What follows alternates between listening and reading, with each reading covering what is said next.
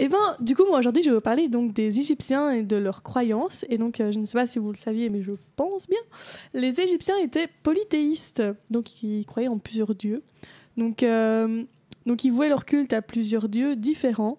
Mais néanmoins, tout au long de leur longue histoire de la civilisation égyptienne, certains dieux ont été considérés comme étant les plus importants. Donc il y a beaucoup de dieux qu'on entend leur nom plus principalement et tout ça.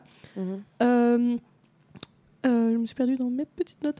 Mais le pharaon, quant à lui, il était toujours l'incarnation des dieux sur Terre. Donc, il considérait leur pharaon, donc qui est égal au roi, comme un dieu, mais un dieu terrien, on va dire. Et petite question, j'avais entendu que Ra, c'était le plus grand dieu, mais du coup, est-ce que le dieu pharaon, c'était une incarnation de Ra ou d'un dieu complètement random ? Enfin, pas random, mais genre autre que les dieux de la culture. Leur pharaon, donc, il est perçu comme étant un être de lumière spécial et non comme un simple chef. Donc, c'est perçu...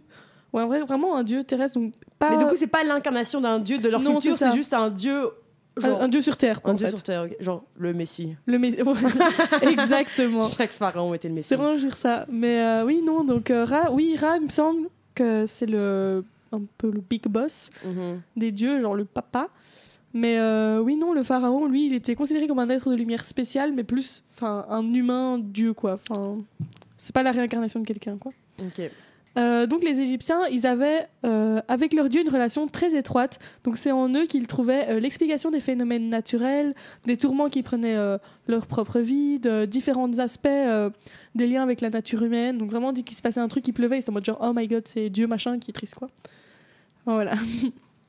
Donc c'est pour toutes ces raisons qu'ils les vénéraient dans des sanctuaires et des temples non officiels, car les temples officiels, ils étaient réservés aux prêtres. Donc ils priaient les différents dieux afin de leur demander de réaliser leurs besoins, de leur prière, quoi.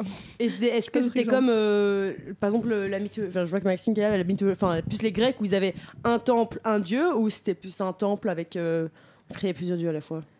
Alors, j'appelle un ami. Mais non, je pense que c'est un temple, un dieu, non? En tout cas, ils ont déjà au moins une statue, un dieu, vu que chaque dieu a sa propre spécificité. Donc, je dirais un temple, un dieu. Mais voilà, je vous avoue que je n'ai pas poussé ma recherche à ce point-là. Je ne me suis pas posé la question. J'aurais dû. Je suis désolée. Ah non. Donc, bien qu'aujourd'hui, on ne connaisse que certains noms, plusieurs archéologues et égyptologues ont... coïncide sur le fait que durant toute la durée de la civilisation égyptienne, ils ont été vénérés plus de 1400 divinités différentes. Oh. Pas mal. C'est énorme. Enfin, oui. Avec des majeurs et des mineurs, hein, quand même. Enfin, je veux dire, il n'y a pas 1400 divinités qui ont la même importance. Non. Dans tous les cas. Et il y a certaines divinités, c'est sans doute des demi-dieux ou des trucs du style, quoi. Donc, oui, dans des trucs de région, en mode juste dans cette région-là. Oui, c'est ça. Il y en a des qui étaient vraiment à la tête du panthéon égyptien. C'était, comme tu dis, il y avait des sous... Ra, Isis, Anubis, Seth, tous ces gens-là, Horus notamment. Eh ben, justement, donc quels sont ces principaux dieux égyptiens? Ah, oups. C'est très bien, tu as introduit ce que j'allais dire. Donc on va faire un petit jeu culture, on va voir, apparemment Max y connaît beaucoup. Oui, j'ai l'impression. Mais moi, tout ce qui est mythologie, quand j'étais gamin, c'est vraiment la mythologie grecque first, et après c'était la mythologie scandinave et l'égyptienne. Donc oui. Eh ben, j'ai hâte d'entendre ta chronique alors. Donc je vais vous donner le nom d'un dieu et vous allez essayer de trouver, ou si vous le savez, il se réfère à quoi. Ok. Donc on va commencer par... Oh, je vais faire des trucs. Je suis chaud. Attention, on commence... J'ai peur. On commence facile. Vous l'avez prononcé plusieurs fois. On commence par le dieu Ré ou Ra, qui est le dieu... Du soleil.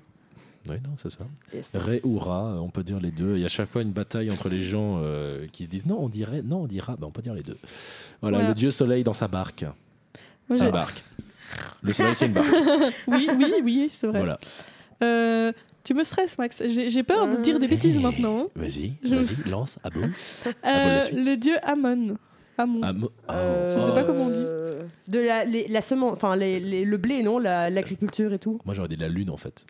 Eh ben, c'est le dieu égyptien de Thèbes. De Thèbes, juste la ville, d'accord. Voilà. Ok, d'accord. Ensuite, Osiris. Osiris, c'est le dieu des morts. C'est le dieu des morts. C'est pas Anubis, la mort? C'est le dieu qui juge si jamais les âmes sont ont la valeur pour aller en enfer ou si jamais elles se font bouffer par la créature, je sais plus comment ça s'appelle. Et c'est pas genre une balance avec le cœur si, c'est ça. S'il est plus léger qu'une plume. Exactement. Ça c'est du coup Osiris et c'est Anubis qui amène les âmes dans le monde pour Osiris. Ok. Voilà. C'est du coup, c'est le dieu de la résurrection. Ah, ok. Voilà, un nom plus précis, mais je sais exactement ce que vous avez dit, quoi. Et du coup, attends, si t'avais par exemple le cœur plus léger que la plume, tu es en résurrection, c'est ça? Considéré en quelque sorte comme le paradis chrétien, au rien de voir. Oula. Peut-être un paradis plus égyptien, mais le comparer au paradis chrétien, c'est pas la même chose. Non, mais je pense, oui. Juste pour donner un nom, tu vois. Mais par exemple, quand du coup. Oui, tu passais de l'au-delà, quoi. Oui, mais du coup, résurrection, dans ma tête, résurrection, c'est quand tu. La croyance selon laquelle tu reviens à la vie, tu vis une deuxième vie en quelque sorte. Mais du coup, pour eux, l'au-delà, positif en quelque sorte, c'était de revenir à la vie, de revivre une nouvelle vie en tant qu'humain ou pas spécialement? Je pense que tous les gens qui ont des croyances, par exemple au paradis, comme les chrétiens et tout ça, je pense que pour eux, du coup, ils meurent pas vraiment. Mais revenir à la vie. Ils vivent une seconde vie au paradis, quoi, comme tu dis. Ok. Du coup, c'est la résurrection, mais genre ils reviennent pas sur Terre, quoi. Résurrection, mais dans le ciel quand même. Non, je pense pas. Ok. Vraiment, je pose trop de questions. Non, beaucoup trop spécifiques. C'est beaucoup trop spécifique. Ok, je me calme. Ensuite, Isis. Isis, elle est avec les femmes, non? C'est la femme d'Osiris, déjà. Et c'est la. J'ai envie de dire, c'est la reine des dieux, un peu. C'est pas Ra. C'est pas la femme de Ra, c'est la femme d'Osiris, mais je ne sais plus. Ah, c'est pas la déesse des rivières? Déesse de la vie. Ah. Mais t'étais pas loin, hein. La femme d'Osiris, du coup, c'est son opposé. Déesse de la vie, ok. Ouais. Ah, la vie, la... Oh, non, c'est de fait. Ensuite, Horus. Dieu faucon. Ouais. Ah oui. Le dieu du ciel. Quelque chose. Dieu faucon. Ok, stylé. Parce que la particularité, parce que je ne sais pas si ça a déjà été dit, mais la particularité des dieux égyptiens, c'est qu'ils ont des têtes d'animaux. Oui, ah oui. Donc, oui, sauf vrai. Osiris. Je l'ai pas dit, mais et Isis. Et Ra. Et tu sais pourquoi? Ra, non, si et machin. Ra, non, c'est le dieu soleil. Donc, je pense pas qu'il ait une tête. Si, il a une tête genre ça. Je suis pas sûr. Hein. Je pense pas. Je sais que Horus, dieu faucon. Seth, c'est un chacal. Anubis, c'est un. C'est quoi comme c'est un chien? Enfin, c'est plus un loup, je sais. Il y avait des loups en Égypte antique? Non, c'est louche. Ah ouais, mais je vais pas le dire parce que du coup, il y a. Oui, ok, vas-y, continue ton jeu. Ça se trouve, tu vas dire cette déesse. On en parlera après. Donc on a dit Horus, on a dit oui, pardon. Anubis.